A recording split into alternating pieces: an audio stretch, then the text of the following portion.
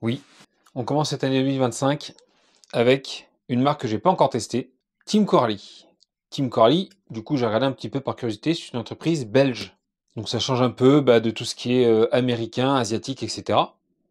Je me suis dit, pourquoi pas tester également Coralie. On en entend parler, notamment avec les dernières machines type Kagama 6S, le Radix qui a plutôt une réputation correcte, le Python également. Sur les dernières versions, apparemment, c'est pas mal. Et je me suis dit, pour tester la marque, autant partir sur le dernier né, à savoir le Kagama 4 ou Kagama 4S.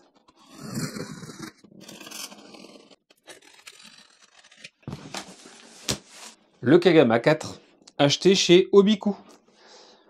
Je vous avais parlé d'Obiku lors de la tombola numéro 7. Enfin, on avait acheté chez lui MJX et HBX, mais il fait également d'autres marques, notamment Coralie, Arma et d'autres marques. Je vous laisse aller voir son site, comme ça vous verrez un petit peu ce qu'il fait.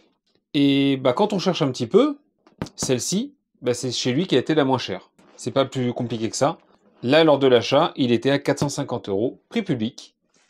Donc j'ai foncé dessus. Cette machine, petite découverte, parce que là, je découvre complètement la marque avec vous. Certains en disent du mal. Je ne sais pas s'ils ont testé. Certains ont testé et n'ont pas été super convaincus. Donc ils leur ont tourné le dos. Moi, je vais tester, je vais me faire mon avis. Petit tour du carton. Sur la boîte, on a quoi? Hop, le petit tour. Nous avons soit rouge, soit bleu, soit vert. Modèle en RT Ready to Run. 4 roues motrices avec 3 différentiels. 75 km/h, 2 vitesses de pointe. Un petit QR code que vous pouvez scanner avec le téléphone qui vous donnera toutes les infos sur la machine. De ce côté-là, la radio en 2,4 GHz. La puissance switchable de 50 et 100%. Le reverse, donc la version des voix au niveau des cerveaux de direction et d'accélération. Le dual rate. Et une portée annoncée jusqu'à 200 mètres. L'électro embarqué, Curon 725, donc en 2150 kV, 3 à 4S. Donc ça serait du rebadge de Hobbywing.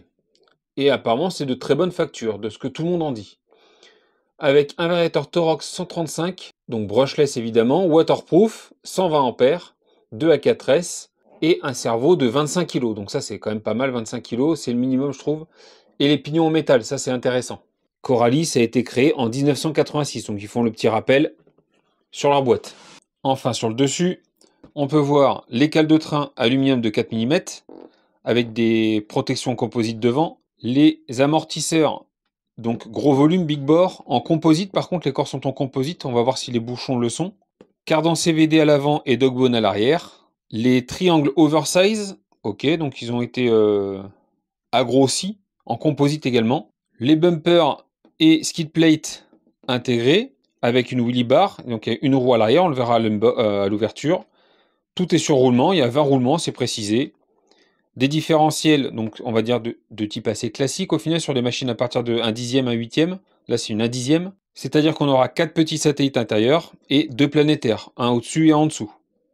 Et enfin, les 3 différentiels. Allez, on s'ouvre ça. Elle a été ouverte avant, je suppose, par Gilles pour vérifier que tout était OK. Première chose sur laquelle on tombe, la radio. Ouais, franchement, ça fait pas super qualitatif, la radio. Je dis comme je le ressens, ça fait un peu bas de gamme, honnêtement, la radio. J'espère que ça annonce pas trop de mauvaises choses pour la machine, mais ouais, la radio me laisse pas une super sensation. Niveau toucher et feeling, là, on va voir. Hop, hop. Alors, le bon de livraison. Merci d'avoir choisi Obiku. Avec plaisir, Gilles. Merci beaucoup, Julien. Et bonne fête. Gilles, un plaisir d'être passé par toi. Livraison en 3, allez, 4 jours, je vais dire. Franchement, c'est super. On commence rapidement par le manuel d'instruction. On a un petit manuel pour la radio. Les précautions d'emploi. Il y a de l'allemand, il y a de l'anglais, il y a du français. Ok, pour la radio, c'est vu. Ensuite, l'instruction de la machine. Comment ça se présente un petit peu ce genre de machine, je suis curieux. Ça vous donne, d'accord, ça vous donne même la vitesse que vous pouvez atteindre. Alors ça dépendra également du type de batterie que vous prendrez quand même, hein, suivant les puissances des batteries. Avec un pion de 13 dents, vous pouvez espérer une vitesse de 70 km/h. Un pion de 15 dents, une vitesse de 80. Et un pion de 17, une vitesse de 86. Ok, par contre, plus vous allez monter, plus ça va chauffer et consommer. Ok, ça vous explique les montages. Ah, il y a différentes... ok. Il y a différents emplacements pour la fixation du moteur, ce qui vous donnera directement l'entredent au niveau du réglage, ça c'est bien. C'est pas forcément le plus simple à mettre en place, mais au moins, ça évite de chercher trop sur l'entredent quand on débute, ou même quand on débute pas d'ailleurs, ça simplifie le montage. Pour ce qui est du remplissage des amortisseurs, donc ça vous donne les différentes viscosités que vous pouvez utiliser. Donc si vous l'utilisez sur circuit, préconisé 450 à l'avant, 400 à l'arrière, en off-road, donc en tout-terrain. Franchement, c'est pas mal, hein. Et sur bitume. Ça donne des bases déjà. Ce qui est sympa, c'est que ça vous explique comment monter ou démonter les diffs. Donc là, par exemple, pour le diff arrière, on voit que c'est super simple. On a 2 vis à enlever là, 2 vis à enlever sur le dessous, là, ça fait 4 vis. Le skid plate pour libérer la cage du diff, plus la roulette à enlever. Et on accède au diff derrière, avec 2 vis supplémentaires. Ça n'a pas l'air super compliqué, donc ça je demanderai à voir quand on aura besoin de faire les révisions. Après, on a des options, des caches de diff en option en AI 70-75. On a les références, donc je vous mettrai peut-être les prix en incrustation pour les pièces options là. J'ai pas du tout regardé honnêtement les prix des pièces options, je veux déjà m'intéresser à la machine sortie de boîte. Et puis là, toutes les pièces, toutes les références de chaque pièce, donc si vous cherchez, donc ouais. Ça c'est, on va dire que c'est du classique maintenant. C'est assez lisible, assez clair. Ils n'ont pas minimisé les pages. Et là, une liste de pièces options. Bon, bah très bien. Passons à la découverte de cette petite machine. Alors, la carreau, qu'est-ce qu'on peut en dire de la carreau? Le Lexan est très très fin. Il y a des choses qui me plaisent là sur la carreau déjà, parce que j'ai peur forcément de... Les carreaux, vous savez que j'aime bien les garder le plus belle le plus longtemps possible. Ce qui est sympa, c'est ce renfort ici, là, qui va renforcer votre carreau. Donc là, ça renforce le toit. Par contre, ici, là, tous les chocs, est-ce que ça fait pas sur le HNR, comme sur le HNR X-Mars, par exemple? Quand on va buter, donc déjà, non. La carreau, quand on va en buter, déjà, elle ne touche pas. Comme sur certaines machines. Notamment, la dernière que j'ai eu en date, c'est le HNR X-Mars. Et également, sur le FTX Crossbow, hop, qui est de la même échelle, un dixième. Donc on voit un petit peu la différence de gabarit. En empattement, c'est similaire. Par contre, au niveau de la carrosserie, j'avais dû découper parce que quand on baisse complètement la carreau, ça touche. Donc il faut faire des découpes. Là, d'origine, c'est déjà correct. Au niveau de la carreau sur le Coralie. C'est intéressant de les mettre un petit peu côte à côte pour voir un petit peu les gabarits des deux. Empattement exactement similaire. Les roues sont un peu plus grosses sur le Coralie. Et il est un peu plus haut sur patte. Il fait plus balèze. Lui, il fait plus fin. Il ressemble un peu au Sledge d'ailleurs, mais en mini Sledge ou XRT. Lui, il fait vraiment costaud. Il fait petite boule de nerf. Et on voit que c'est... Il est déjà bien rigide d'origine. Hein. C'est déjà ferme, tu sens... Enfin voilà, c'est fait... Là, ça, c'est fait pour sauter, clairement. C'est pas fait pour faire du circuit, là, dans cette config-là. C'est vraiment ferme. Alors, ce qui m'interpelle, c'est que la carrosserie passe en dessous l'aileron. En cas de choc, bah, l'aileron va frapper la carrosserie.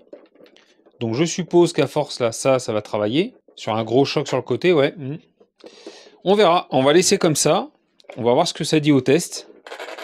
Le bumper à l'avant est bien costaud. Qu'est-ce qu'on a de beau, l'aileron, là? Alors, l'aileron, par contre, est bien souple. Ça, c'est bien. Plus c'est rigide, plus ça casse. Donc, je préfère avoir un aileron très souple.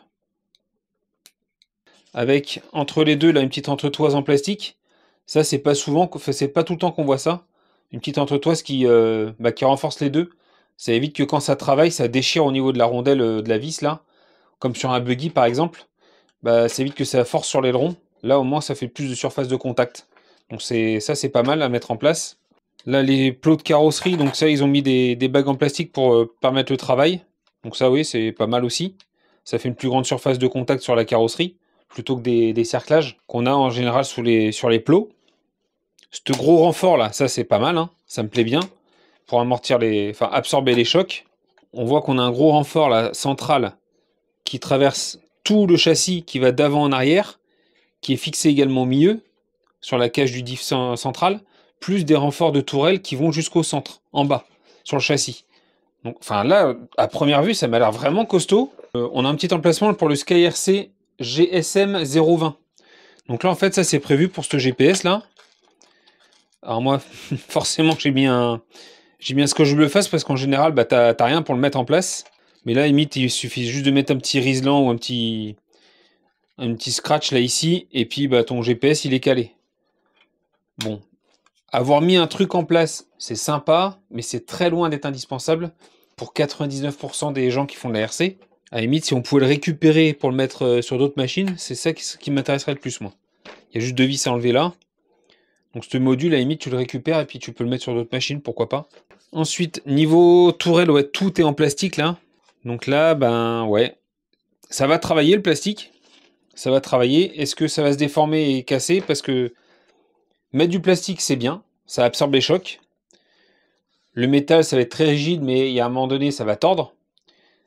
Ça, quand tu mets du plastique, ça va absorber les chocs, mais si tu mets un plastique trop dur, bah, ça va casser. Il y a des pros plastiques pour les châssis, pour le matériel, et pros alu. Moi, il n'y a aucun des deux qui me dérange. Tout dépend ce que tu fais de la machine, évidemment, avec. Alors là, par contre, on voit que la machine, les roues arrière, elles ont beaucoup de carrossage positif. Les roues partent à l'intérieur comme ça, enfin partent vers l'extérieur. Est-ce que quand ça va travailler, ça va revenir à 0 à peu près. On va voir dans les virages et tout. Je vais laisser sortie de boîte, je vais la laisser comme ça. Et on va la tester comme ça au premier run. Là, ce qui me plaît, c'est l'interrupteur à l'arrière, là, ici. Donc en fait, quand tu as ta carreau dessus, bah, tu peux accéder à ton interrupteur. Là, tu as 4 clips de carreau à mettre, mais au moins tu mets tes clips de carreau et hop, tu mets ton doigt derrière, tu as juste à allumer ta machine. C'est toujours appréciable, c'est toujours appréciable. Toutes les pièces sont en plastique. Donc là, par contre, pas de réglage de train possible. Ah, si, tu peux régler au niveau de la visserie ici. Donc là, je pense que, ouais, on va le laisser comme ça d'origine pour le premier test, mais je pense que je le mettrai le plus à l'intérieur pour resserrer un peu les roues, pour donner un peu de carrossage. Ensuite, donc c'est bien ça, c'est les amortisseurs qui sont tout en plastique, avec seulement les bouchons en aluminium. Ok, bah ça je demande à voir. Par contre, là, on a des bacs de réglage également en plastique. Le fameux moteur Curon, donc ça c'est du rebadge de chez Hobbywing. Par contre, j'ai pas vu de pignon supplémentaire comme d'autres marques en mettent dans leur machine. Là, il n'y a pas de pignon supplémentaire, donc si tu veux le changer, il faudra acheter. Pour accéder au centre, donc il y aura cette partie-là à enlever. Ok, ça met juste une goupille traversante ici, là. Ok, pour accéder au centre, ok, ça va. Tu as juste la goupille là à faire sauter.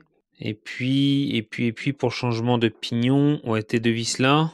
Ah oui, t'as un petit joint torique là. Oh là là, oui, c'est pas une petite pièce que tu perds facilement, ça. Ouais, c'est le joint torique là qui fait office de circlips. Ouais. Ok, bon après ça le retient, mais ouais. La corne en alu, ok, bon on a en plus des petites rondelles cuvettes rouges et tout, c'est joli, hein, c'est vraiment joli. Par contre, le châssis lui est en alu. Gravé au laser Team Coralic à gamma 4. Push sur limites. Repousse tes limites. Il n'y a pas énormément de vis sur le châssis. Ça me change un peu du FTX, ça. Parce que le FTX, il y en a une quinzaine à l'avant, pareil à l'arrière. Enfin, il y en a beaucoup trop, je trouve, pour moi. Les triangles sont inversables. Attends, c'est inversable ou pas, ça? Parce que tu as l'empreinte là. Ouais, les triangles ont l'air d'être inversables. Par contre, avant-arrière sont différents. Le gros skid plate en plastique, là. Ça, c'est pas mal, ça va amortir, c'est pas toujours fourni sur les machines. Donc là, c'est quand même sympa que ça soit en place. Avec un énorme bumper. D'ailleurs, c'est pas les mêmes. Par contre, les bumpers avant-arrière sont similaires. Avec la grosse roulette, là. Avoir une seule roulette, par contre, moi, je trouve ça... J'aime bien quand il y en a deux, je trouve que ça apporte un petit peu de stabilité. On verra. Déjà, si elle est utile ou pas. Et le bumper à l'avant, ouais, c'est pas mal. Pourquoi pas un gros pare-choc? Ça aurait été sympa, un gros pare-choc style Arma. Je prends souvent en référence Arma là-dessus, mais j'aime bien leur matériel en général. Je les trouve vraiment sympas. Les pneus sont très rigides. Donc le premier test qu'on se fera, ça va être sur piste. Donc je pense que ça va bien glisser, ça. C'est du gros crampon, mais on sent que le pneu est très rigide. Je suis pas sûr que ça se déforme beaucoup. C'est fourni en XT90 avec une seule prise. Donc il arrive que, bah, notamment chez Team Magic par exemple, eux ils fournissent avec 2 prises. Donc soit tu mets un shunt avec une batterie, soit tu mets 2 batteries 2S par exemple. Là, tu mets une batterie 3S ou une batterie 4S. Et si tu veux mettre 2 batteries 2S, à toi de t'adapter. Ça, c'est réglable. Donc, ok, ça, oui, ça, tu peux l'enlever suivant la taille de la lipo, d'accord. Suivant la taille de la lipo que tu insères dedans, tu peux enlever la cale, là, et mettre une lipo plus grande. Pourquoi pas? Ça aurait été sympa que ça soit glissable ou clipsable, je sais pas trop comment le dire, mais que tu puisses le reculer directement plutôt que le dévisser. L'ESC, est-ce qu'on voit les valeurs d'origine? Donc, sur cette machine d'origine, donc on est en mode marche avant, arrière et frein, d'accord. En lipo automatique, enfin auto. Il trouve automatiquement le voltage et l'hypo. Le cutoff, il est en intermédiaire. Donc j'ai tendance à le mettre en haut parce que, notamment chez Hobby ça coupe trop bas. On va le laisser comme ça et on verra ce que ça donne. La coupure thermique au plus bas, 105 degrés, ou alors tu montes à 125, donc 105 c'est très bien. Donc c'est pour le SC, et la coupure moteur, enfin thermique pour le moteur, c'est 105 aussi. Le sens de rotation, donc ça ok. Le bec, donc tu peux être en 6 ou 7 volts 4. La force de frein, 75% au niveau du frein, c'est énorme. On va le tester comme ça, peut-être qu'on le fera directement sur le terrain pour voir. Et la marche arrière, c'est 25 ou 50%, pas plus. Avec un punch de 3 sur 5. Et le drag brake à 0, évidemment. Bon, bah pas mal, on va voir ce que ça donne. Par contre, ouais, je suis curieux de voir ce frein à 75%, ça me paraît monstrueux. Voilà un petit peu ce qu'on pouvait voir sur ce Kagama 4. Des choses qui paraissent plutôt intéressantes. Pour le bash notamment, là il me paraît bien pour le bash. Moi vous le savez, j'aime bien faire mes premiers tests sur circuit pour me prendre un petit peu en main la machine. Et puis très rapidement on ira rouler en tout terrain. Et pourquoi pas skatepark, etc. avec. Hein. Je comparais un petit peu à celui-ci. Donc là c'est 450 €. Celui-ci c'est dans les 300 €, 320 €. Donc il y a une centaine d'euros de plus dans la même échelle. Niveau construction, ça me paraît plus simple, plus accessible que celui-là. Là, il y a des choses que j'aime bien sur celui-ci, vous pouvez le voir dans la playlist dédiée. Là, lui m'a l'air vraiment bien renforcé par contre. Ça inspire la confiance niveau rigidité. Je l'avais pas signalé, mais on a les portes-fusées, on a des parties du porte-fusée en alu également. C'est marrant, on a les, ouais, au niveau de la direction. La barre d'Ackerman, elle, est en alu aussi. Et oui, on a des protections de cales de train, ouais, donc voilà, c'est ça, en plastique rigide, avec les cales de train derrière. Ouais, ça me paraît pas mal, hein. Ça me paraît pas mal. On va voir si les pièces ne marquent pas trop vite, si on ne casse pas trop vite non plus, suivant ce qu'on va lui faire subir. Le collage des roues par contre est pas courant. Est-ce qu'on va le voir? On voit que le pneu ressort, en fait il vient à fleur de la jante là sur le bord, et il fait un bourrelet sur le dessus. C'est différent de ce qu'on voit d'habitude, où ça fait un bourrelet qui rentre dans la jante. Là c'est un collage différent je trouve. Et apparemment, forcément j'ai pris des renseignements avant aussi. Voilà, les écrous de roue sont striés maintenant. Apparemment, ils étaient critiqués également là-dessus, Coralie, sur les anciennes machines, parce qu'ils avaient des écrous de roue lisses, comme sur d'autres marques hein, d'ailleurs. Mais là, ils se sont mis à faire des striés pour vraiment laisser une empreinte sur la jante et la retenir et l'empêcher de se desserrer. Donc ça, c'est quand même pas mal. Donc les portes fusées, ouais, tout en plastique dur. Donc du coup, voilà, là on verra, on va voir qu'on va avoir plusieurs réglages pour, ça me servira à régler le carrossage, quand il est relâché. Elle part vraiment comme ça. Moi, l'idéal, ce serait qu'elle soit assez droite. Et comme ça, en virage, ça donnera de l'appui et ça donnera du carrossage négatif. Je me trompe toujours, mais c'est négatif, je crois. On a une partie de tourelle, là, en alu. En fait, on a des parties... Alors, ouais, je disais les tourelles sont en plastique, mais on a une partie, là, en alu. Ce qui soutient les biellettes. Ça, c'est en alu. Et au-dessus, c'est du plastique. Est-ce que c'est rentré dedans? Le plastique fait une protection pour l'alu? Je sais pas. On a des petites vis de drop que je n'avais pas vu. Donc les vis de drop, c'est pour mettre les roues plus ou moins proches du sol. Donc si tu veux faire un peu de bitume par exemple, tu vises tes vis de drop là, ça va remonter tes roues. Et comme ça, tu seras plus bas. Ta voiture sera plus basse, elle sera plus ramassée. Le châssis sera plus proche du sol, ce qui évitera que ça baigne facilement. Si tu veux mettre des roues pistes, pourquoi pas. Si tu pars 50 machines, il est possible de faire ça. Donc ça, c'est bien d'avoir ça. C'est pas sur toutes les machines non plus, ça. Est-ce qu'on mettrait pas un petit typo 3S? 4S, 4S, 4S. Bon, 4S. Pour voir un petit peu ce que ça dit sur la route. Oui? Bon, oui alors. Je suis allé dehors faire un petit test, je voulais vous le filmer. Mais j'ai oublié qu'on est en hiver. Et il fait nuit. Donc j'ai fait un test de 2 petites minutes dans la rue là. Donc je vous le filmerai pas aujourd'hui le test. Mais ça a l'air de marcher plutôt très fort. Il y a de la patate. Ça freine un peu trop je pense. On verra. Je vais le tester sur circuit mais je pense qu'on baissera le frein rapidement. à 50%. Par contre, ce qu'on peut voir là, direct, c'est qu'il y a déjà un sticker qui se décolle à moitié sur le feu arrière là. C'est un peu dommage comme sur une machine neuve. Ça, bon, c'est pas les seuls, hein, c'est pas les seuls à avoir des petits défauts sur les stickers, mais ouais, je suis obligé de vous le dire. Et là, je me suis rendu compte d'un truc, c'est que quand j'accélère, alors même avec les roues, hein, quand il est libre comme ça, elle a la tremblote la machine. Et puis quand on appuie sur les triangles,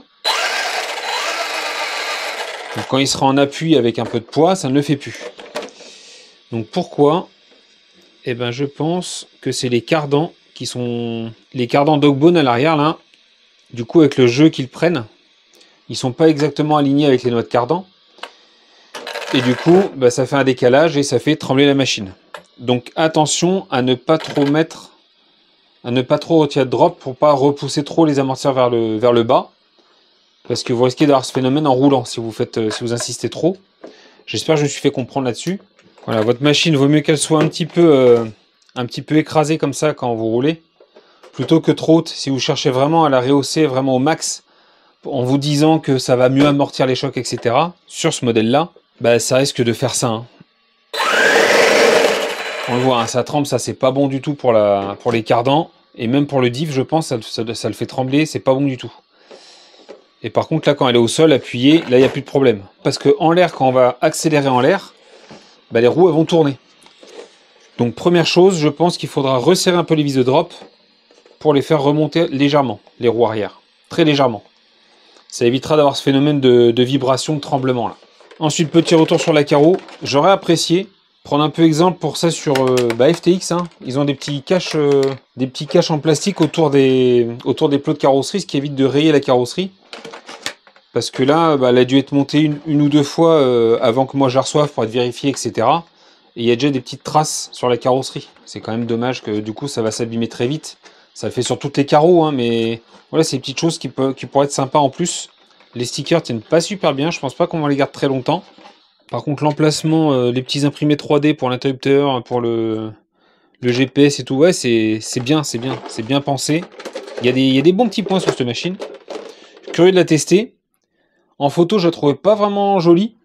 Et au final, maintenant que j'ai devant moi, ça fait petite boule de nerfs, quoi. Et enfin, le petit retour sur la radio. Bah, vous avez des radios type Traxxas Arma qui sont pas mal en soi.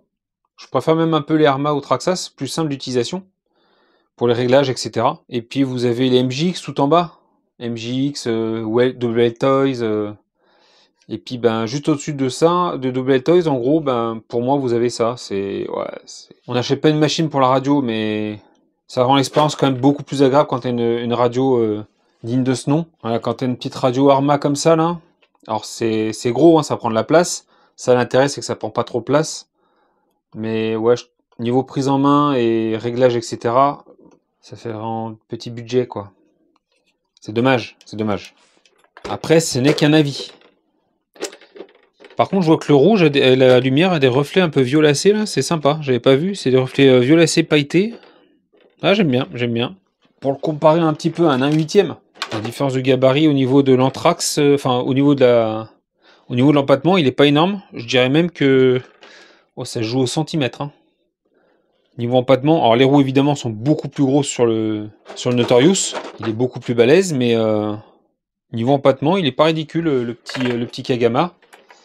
Et en largeur de voie, là par contre, il y a une belle différence. Les triangles sont beaucoup plus longs sur le Notorious. Ce qui lui donne quand même ouais, entre 5 et 10 cm de plus de large. Hein. Allez, je vous laisse là-dessus. On se retrouve très bientôt pour le test de ce Kagama 4 sur piste. Pour le premier test, on va y aller crescendo, on va monter tranquille. On commencera en 3, puis en 4. Je vous le ferai peut-être dans le même pack, dans la même vidéo. Parce que rouler tout le long en 3S, quoique on verra. On verra ce qu'on va faire avec cette machine. Sur ce, une très bonne journée à toutes et tous. Et comme d'habitude, bisous, caresses, salut.